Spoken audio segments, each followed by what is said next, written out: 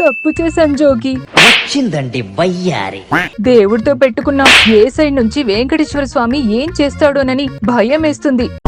పైకి బింకంగా మాట్లాడుతున్నాం కానీ తప్పు మీద తప్పు చేస్తున్నాం. పైగా మన తప్పు జనాలకి బాగా అర్థమైపోయింది. నిజమే రోజా, లడ్డూ ప్రసాదం వ్యవహారం నేషనల్ మీడియా దాకా పాకింది. అక్కడ మనల్ని కడిగేస్తున్నారు.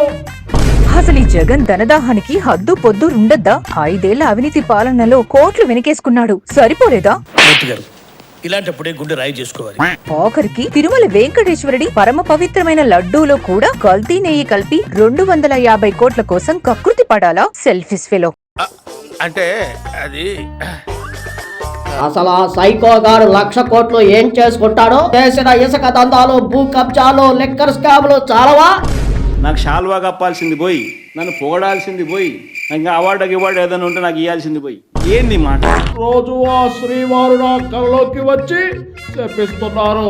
అందుకే నా ఇల్లు తగలబడిపోయిందేమో అనిపిస్తుంది రోజా. అవును, నాకు అంతే. వెంకన్న కళ్ళకొచ్చి బోలెడు శాపనార్థాలు పెడుతున్నాడు. అసలు నేను నిద్ర పట్టడం లేదు. ఈ జగనేమో రోజు ఫోన్లు చేసి ఒక్కటే దోపుడు.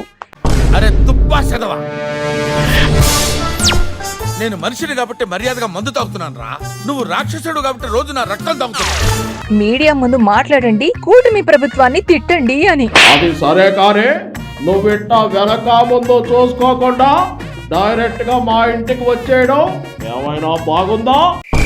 ఓయమ్మా, చానా చిన్న సెకల్లేవరా. ఏమైంది ఇప్పుడు? నిన్ను పరామర్శించడానికి వచ్చాను. ఇల్లు కాలి నేను ఏడుస్తుంటే నీ ఐరన్ లెగ్గుని మా ఇంట్లో పెట్టావు. రేపు నేనే తగలబడిపోతానేమో ఐరన్ లెగ్గు రాడి.